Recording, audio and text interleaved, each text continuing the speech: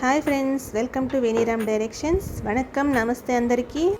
ఈరోజు మన ఛానల్లో ఆనపకాయ పప్పు చేద్దాం. చూడండి, సూపర్ టేస్టీగా ఉంటుంది. ట్రై చేసి చెప్పండి. దీనికోసం పప్పు శుభ్రంగా కడుక్కొని ముందు ఒక 1 అవర్ నానబెట్టేసుకోండి. శుభ్రంగా కడుక్కొని నీళ్ళు పోసుకొని పక్కన పెట్టుకోండి. దీంట్లో కావాల్సినవి కట్ చేసుకుందాం. ఉల్లిపాయలు, పచ్చిమిరపకాయలు, కొంచెం కరివేపాకు, కొత్తిమీర, ఆనపకాయ, కొంచెం పసుపు, 1/2 టీ స్పూన్, 1 స్పూన్ కారం, సరిపడా ఉప్పు, 1/2 టీ స్పూన్ జీలకర్ర పౌడర్, కొంచెం ఇంగువ, చిన్న నిమ్మకాయ సైజు చింతపండు. ఆనపకాయ శుభ్రంగా చెక్కుకొని ముక్కలు కట్ చేసుకొని పెట్టుకోండి. అది కూడాను మనం నానబెట్టుకున్నాం కదా పప్పు, క్లీన్ చేసుకొని మళ్ళీ ఒకసారి దాంట్లో మనం కట్ చేసి పెట్టుకున్నవన్నీ వేసుకోవాలి.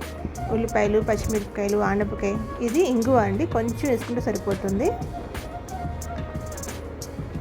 చింతపండు కూడా ఇందులో వేసేసుకోవచ్చు మనం, ఎందుకంటే 1 అవర్ పప్పు నానబెట్టాం కాబట్టి ఉడికిపోతుంది విజిల్స్లో.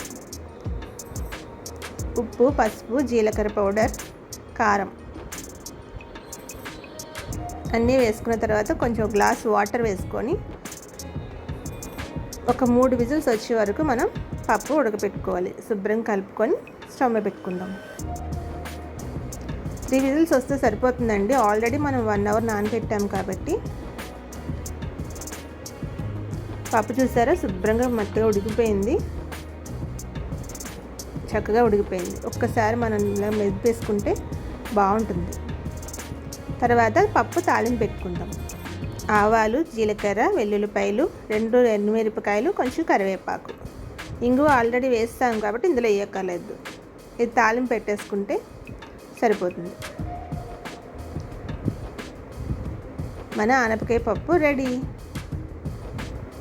చాలా టేస్టీగా ఉంటుందండి. అన్నంలోకి కానీ, దోశల్లోకి కానీ, అన్నిటిలోకి బాగుంటుంది.